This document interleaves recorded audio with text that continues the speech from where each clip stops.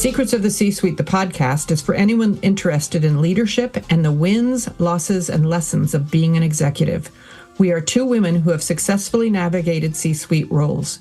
We are sharing our experiences and will be bringing in guests to tell their stories as well. We want to spark honest conversation and discussion, which may include swearing and lots of laughs. Join us on this adventure.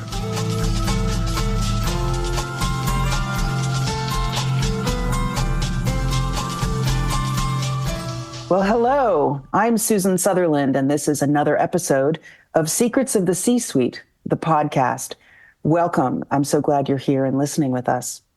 Today, I have the distinct pleasure of interviewing, I put that in bunny ear quotes, my colleague and the other half of Secrets of the C-Suite, Juliet Clothier. Welcome, Juliet. How are you this morning? I'm good. Hi, Susan. How are you? I'm good. We talked a little bit before we started recording just about timing of our recordings and how our voices are very different. And I feel very whiskey voiced this morning, not because I had whiskey last night, but because it is early and I have not had a full cup of tea yet. But here we are, and I'm excited about having this be. It's officially our second episode, but as it will be listed in the podcast, it'll be our third because apparently you can't have a 0 episode, which was the teaser. So I'm excited. This is great. Great. Cool. So I thought we could start sort of a bridge from good morning, how are you to, hard hitting interview questions by saying this is a big week for you. And I know that because we work together, but maybe you can share with our listeners what's going on this week. Yeah, it's been the longest week, I think, of my career and my life. I don't know. Maybe childbirth. That was probably a long week. Anyway, I am leaving my day job, and I think we talked a little bit about that in the teaser. And I am moving and relaunching my consulting practice, leadership consulting and executive coaching practice. This is something that I did in 2010 to 2015. I really enjoyed it, but I went through a divorce and just felt I needed a little more stability. So I went back to full-time work, and that was, wow, a long time ago now, 9 years. That went fast. And so I'm really excited about it. I'm making great connections and reconnecting with people that I worked with when I was a consultant. And also just, leaving a day job is a little bit scary, stability of a day job.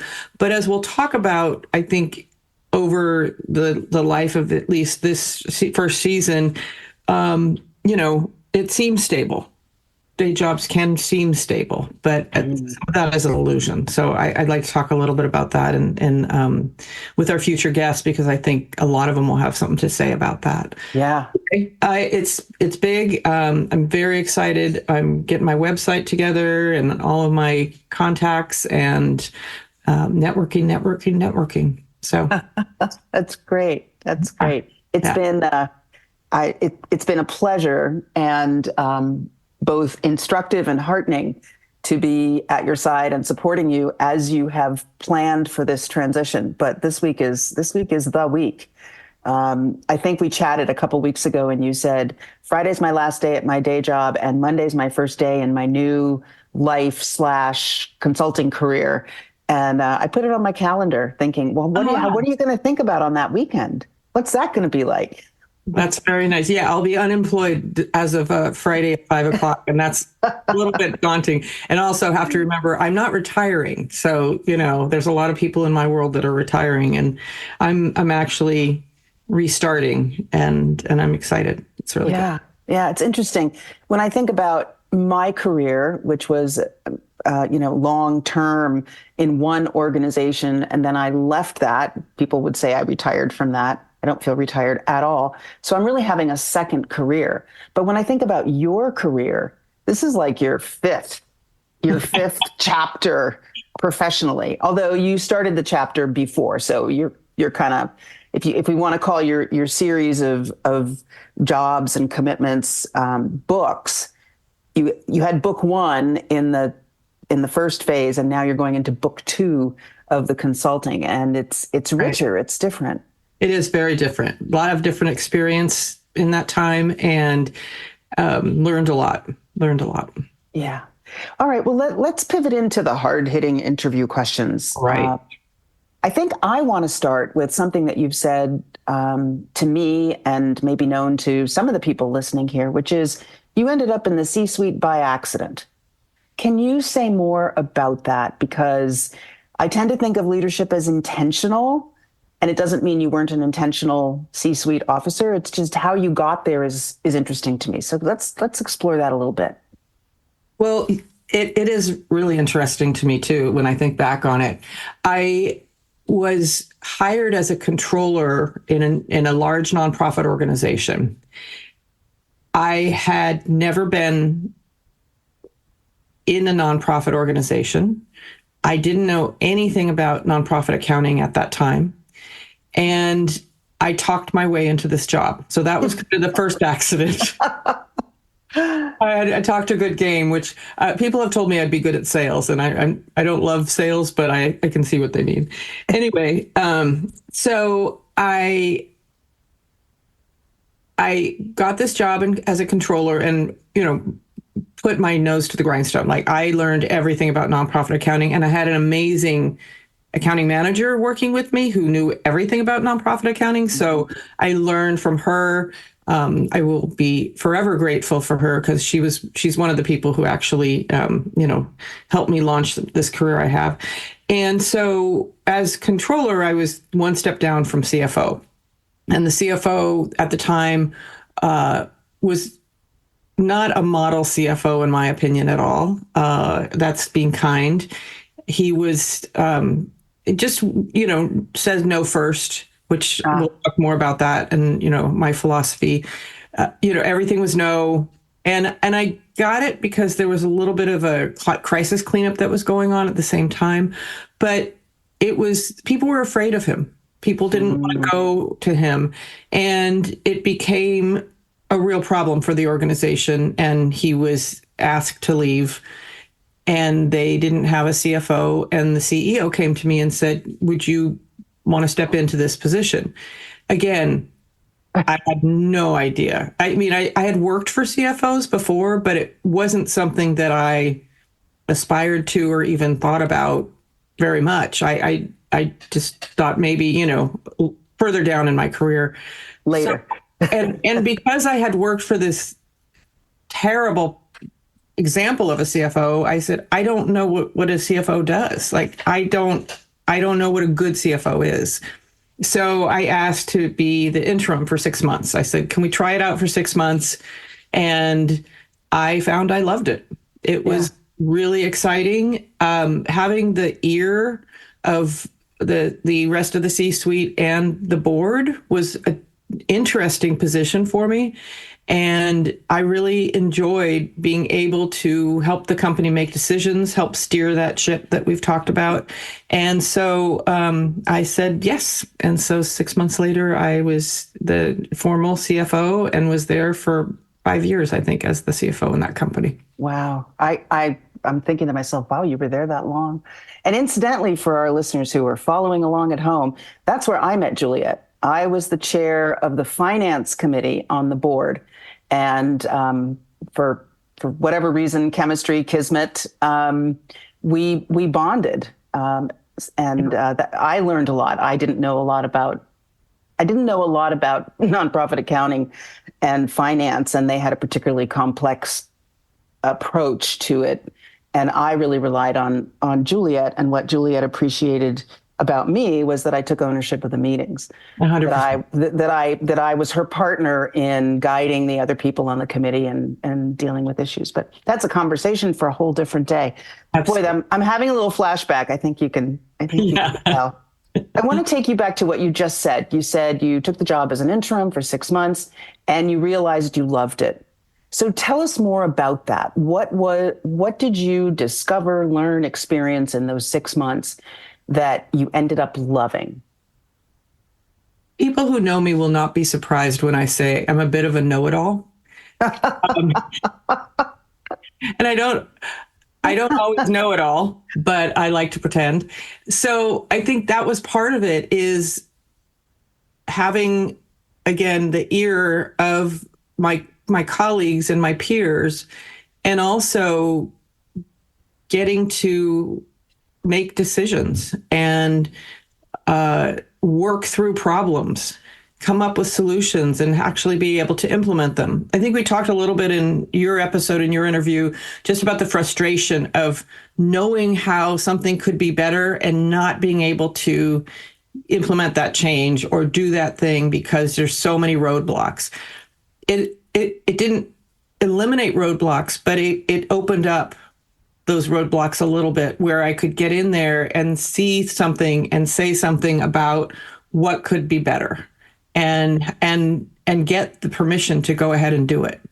And I think in this organization in particular, they, as I said, we're going through a crisis. So having somebody coming in and saying, here's how we might shift this, or here's a process we could put in place, or here's, the direction we could go in, and also being part of the strategic planning process for the organization and doing reporting for the board and helping people understand how the finances worked. That was something that I was particularly proud of in that job and have taken with me everywhere, is really trying to get people excited about the numbers and what the numbers tell you. And that is, I'm not an accountant, but I do love that part of being in the C-suite and being in a CFO role, is really understanding the numbers and how the numbers work, and being able to see past today and look at trends and talk about where the company is heading and what the potential pitfalls and opportunities are. I wonder whether in that job, so you said you took over for someone whose first response was no. How do you deal? Like, what is your guiding principle around issues in the C-suite as a leader?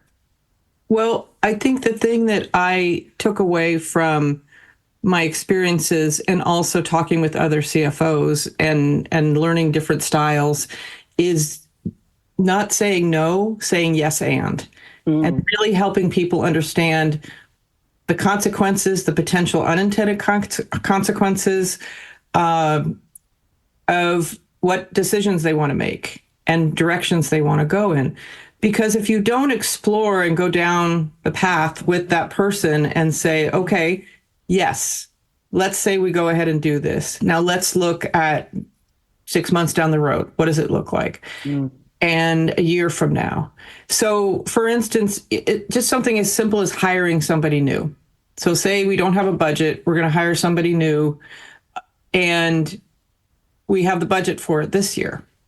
So yes, we can afford this person this year, but when we go and look at the entire year next year, so this year we're only going to have 6 months of expense. So yes, we can fit it in there, but next year it's going to be 12 months. And how does that look? And what do you have to give up to balance the budget and to be able to do this hire? Because it sounds good, sounds like we should do this, and that means that something else may not be able to happen. So what is that? And be prepared for that. Not that you have to do that today, but to see it in the big picture.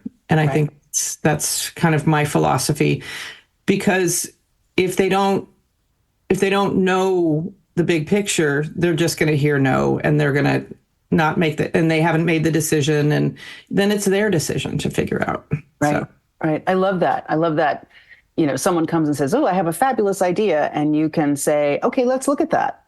Let's start with a yes and map it out and see all the places where it could work and all the places where it might not work unless other things happen. And having contingency plans. So say if we implement it, then what do we do in these when the bumps in the road happen? The early morning is catching up with me. Okay. Because of course the bumps will happen. Yes, they will. Yes. Definitely. Can you, if you recall, can you share what surprised you the most when you first became a CFO and entered into the C-suite? I guess it's how little, because it was in the CFO role, my first role was CFO. I guess it was that how little people actually understood about the CFO and the finance role and the finances of the organization. I assumed, especially in nonprofit, I was surprised. I assumed everybody had a business background in the C-suite. That was just my assumption that everybody had to have an MBA to be in the C-suite. And most surprised that most people didn't. Most people had master's degrees, but in other areas of study, a lot of nonprofit. I think there was a lot of people who had English degrees, which was interesting, and did not like finance or want to know about it or anything. So trying to help people, kind of back to what we were talking about, just make it less scary and more understandable. So I think that was the biggest surprise, and the humanity of it all, and people's, being human, which again, we talked about is, it was a surprise. Yeah. And that's one of the themes of our podcast, actually, is trying to point out, underscore, support, really highlight the fact that people who are in big jobs are human, and we make mistakes, and we try to connect with other people eyeball to eyeball and mind to mind, heart to heart. And sometimes it doesn't go that well. So tell me if you can remember, the first big scary challenge or a challenge that you want to share today when you got to your CFO role. Well, the analysis that I initially did, and this was while I was interim, before I was officially CFO, was the revenue model of this organization. So again, kind of what I was talking about, looking ahead towards the future, the revenue model was not a sustainable model in my analysis because things were being automated.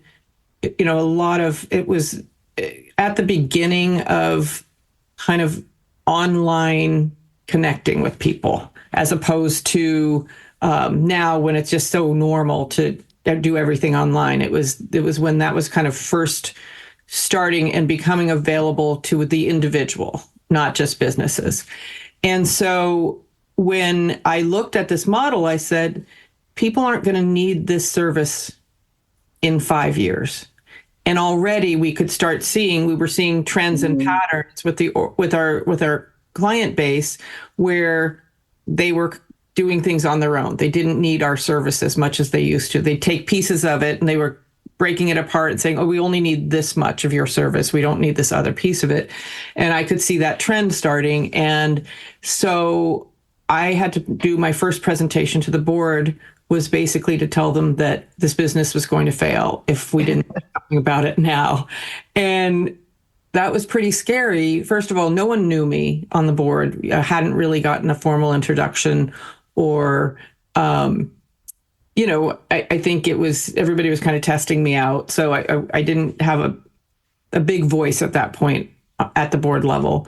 And so I did this presentation, and I think 2 people might have heard me. It was one thing that was like people were glassed over, like, I don't know what you're talking about. And so that was scary to give the presentation. It was also scary to see the looks on the faces of the people who were just not knowing quite what to do with the information. So Right. Yeah, that does sound like a pretty big challenge. You've told me in other places and times about an interpersonal challenge you had in your role as a CFO with a colleague. Yeah. And I wonder if you're willing to share that, because I think that's really interesting. It's interesting, especially in that organization. There were a few different people who were entrenched in their ideas and not willing to listen to other people's ideas. And so that was difficult for me because, first of all, the my way or the highway thing doesn't work with me. I love collaborating, and this is what we're talking about here. Working together is so nice. And I also had requirements. They needed to tell me their numbers and, work with a budget. And so I was the mean mommy, I guess. I've been the mean mommy in a lot of organizations, but, I would tell them that, it's not in your budget. And unfortunately, when it's not in your budget, you have to give something up, like we talked about before. they weren't willing to give things up, and just kept hitting brick walls with a couple people, but one in particular. I tried so hard to figure out how to work with this person, and we got coached, and we had leadership team retreats, and really trying to build something with this person. And every time we agree to something, this person would then change the rules and they decide.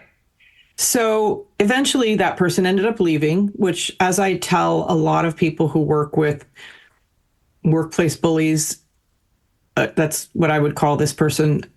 They eventually leave because they're only going to get what they want for so long. And then people are going to start figuring it out and not supporting their bulliness or their narcissism, I guess would be the better way of saying that. So this person left. About 10 years later, I ran into this person, and I realized that I learned so much from this person. And I had to share that with them because I learned how to be prepared, because this person challenged me at every corner. I learned how to be prepared for conversations. I learned to do my research. I learned to not say something was a fact unless it was actually a fact. And this person was very diligent about data, and data in terms of your company and using data to sell. She was in the sales area of the organization, using data to sell.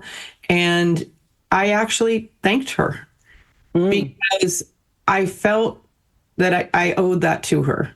We had such a tough time together, yet I did walk away with a lot of learnings, and that changed me in a way of how I approach working with difficult people, because there's always something you can learn, even when it's a struggle.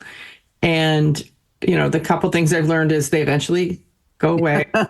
And that, try to take a step back and look at what this person is trying to accomplish. And, generally in the C-suite, the people who are there because they are smart and they know something, in most cases. So there's got to be something there. And it's difficult, but in the end, it ended up being a really good experience. And I look back on it with no trauma. I actually feel really positive about it just because of all that. Right. The way I would reframe that is you don't look back on it with fondness, but you look back on it with gratitude.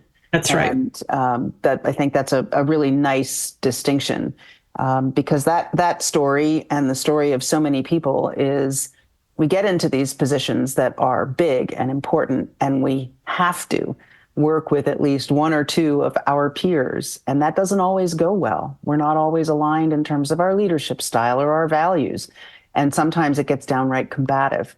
And I know that's an episode for us at some point to talk about, the inter C-suite dynamics and how that can play out, and how a leader who is challenged by working with their peers can navigate that and explore some of those stories. I myself can share some things there. I'm sure. What I'd like to do, Juliet, is talk about something that you have said explicitly. In fact, most of what I'm asking you, I'm pinging off of something you've said at some point. So that's not a great intro to the question, but here we go. You have said, there is no such thing as work-life balance. It's all life. So here's your soapbox. Say a little bit more about what that means. So I realized this when I started a job that to me felt like I was a decision maker. I was in a decision-making role. And it was the first real job of decision making. Not that I wasn't making decisions before then, but I felt like a level of responsibility. Mm-hmm. And I realized that I can't worry about balance, work-life balance, because this was when work-life balance was just starting to be a thing and people were talking about it. And I was always confused by it, because I'm always thinking about work, and I'm always thinking about other things in life, it's all in there. It's all in the mix. And if you're trying to figure out how to have work-life balance, you're separating the two things. And to me, if you are in a career, and I'm talking about a career as opposed to having a job, when you're in a career, there's no separation, or to me, there isn't. And it's easier if you don't try to separate them, but you make it all in balance and making life balanced. And making life balanced means you're not giving up one part of your life for another part for any extended period of time. So for instance, I take my vacation when I'm in a full-time job and I have a vacation accrual, I'm taking those vacations. I'm taking those vacations no matter what. But, I don't let hundreds of hours of vacation time accrue. I take my time because I know I won't be a good employee if I don't take vacation and take time away. But while I'm on vacation, I'm still maybe checking an email or making sure, or being there for my team should something come up. And most of the time they protect me and they don't reach out to me. But I don't want them to ever feel like they have to figure something out that they know I have the answer to and spin their wheels and waste energy, something that could take me 5 or 10 minutes. So I just keep it all in balance as much as possible, this week being a bit of an exception. But it's, to me, I just felt like by saying that, you're already talking about a struggle. Yeah. And I don't think it needs to be that. Yeah, I appreciate that perspective. Where I might quibble with that is, to me, that comes from a place of already being good at managing your boundaries, being pretty clear about what you want to do when you're not actually working. And I guess I'm a little more cynical about the capitalist machine and how the always on can really, from a mental health and a physical health perspective, kind of run people over. Right. And so yes, it's all life, but not everybody, I think what I'm saying is not everybody has the opportunity to choose to turn on the light, the non-work parts of that. And I get that the premise is you're creating your own problem by describing it as work life. On the other hand, I think for some people, when that phrase came into sort of the vernacular, it was because it needed to. It was because people didn't have that ability to say, no, it's my weekend, it's my kid's baseball game, it's my whatever. Right. But has it changed? So in my opinion, we talk a lot about it and companies tout it as as one of their values. But I don't think that that's changed. So what we can do, and what I've been doing in this last role that I'm actually leaving, is I've created a series. I'm in charge of HR as well. So I created a series, and this was a fully remote workforce, about being an excellent fully remote workforce. So it's called Excellence in a Fully Remote Workforce. So it's a series of, great title. Yeah, I was going to say, great title. It's a series of 1-hour conversations about getting your life in balance. And one of those big things is boundaries and helping people with boundaries. And so the work is not to figure out your work-life balance. The work is to figure out how to have boundaries, probably everywhere in your life. If you're a person who doesn't have boundaries at work, you probably don't have boundaries in other places in your life as well. So getting out of the big work-life balance umbrella and going into those pieces that you described, that's where the work is to me. It's not in making sure that I clock out at 5 o'clock and I don't talk to anybody. It's, why do I feel this way? Why do I feel overwhelmed? Why do I feel compelled to do this work on the weekends when I don't really need to, but I feel like if I don't, somebody else will take my job, or, those fear-based decisions that people make. Yeah. Yeah. It's interesting as you're talking about boundaries and how the real issue is how people manage or don't manage boundaries. And I think is, again, another really interesting conversation to have, because not everybody appreciates what a boundary is. first of all. And then in my experience, most people have very porous boundaries. Even people who have spent a career managing others and having big jobs, it is hard to, and I think boundaries, just to call this out, is another term and experience that's come much more into the limelight over the last 5 years, and how important they are for personal growth, mental health, work-life balance. Sorry, just kidding there. I'd like to pivot just a tiny bit and ask you to opine, if you will, on what you think the most important qualities are, between 3 to 5. You can pick which ones you want to call out, of a good C-suite leader. I would start with a sense of humor. Ooh, good one. I think that people in the C-suite think that they can't have a sense of humor, and I like to be silly sometimes. So I think that having that makes the job a lot easier.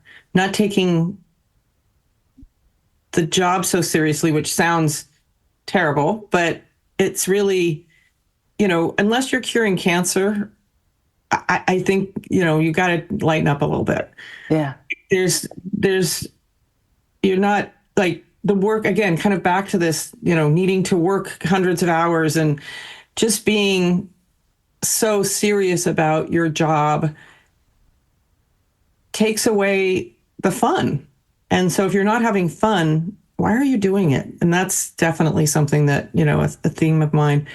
And then the other is communication. I mean, I just think that if you're not a good communicator, and you better get good, things are not going to go well. You're not going to be a good leader.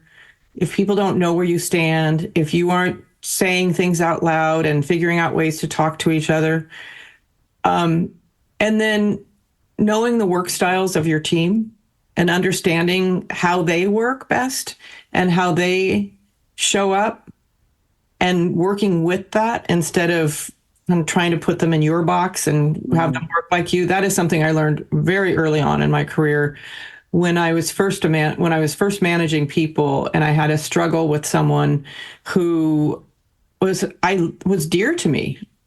I loved her as a person, but when she started reporting to me, we just could not connect, and it was really scary. And so at the time, the Myers-Briggs was a big kind of the new thing that you did. And so we took the Myers-Briggs and learned how each of us approach work and life and how we, our brains work. And it changed everything, because I knew that she was much more, I'm a ESTJ, I guess is mine. So I have a certain, and she's, so I'm an extrovert and she was an introvert, and she had like almost the exact opposite, whatever the letters are called, rating. And so it changed everything. I could work with her. I knew how to, she had to take time to process things. I'm a person who likes to make a decision and move on. And so that ever since then, which that was over 20 years ago, I believe in really trying to understand how people work best and then getting the best out of them, because you're working with them that way. Yeah. So those are the top 3, I would say. I think kind of bouncing off that a little bit is the emotional intelligence piece. And that was one of the hardest things for me to understand. And as I was learning about it, it was very confusing to me at first. Like, I didn't understand that. And say more about that. Well, I think that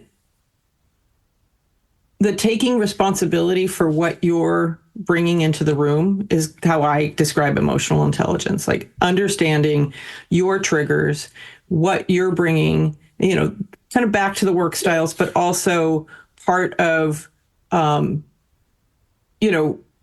everybody's makeup. So everybody's coming to work with some trauma, with some learned experience, with some great experiences, with some not so great experiences, good bosses, bad bosses, all those things, and even how they woke up that morning.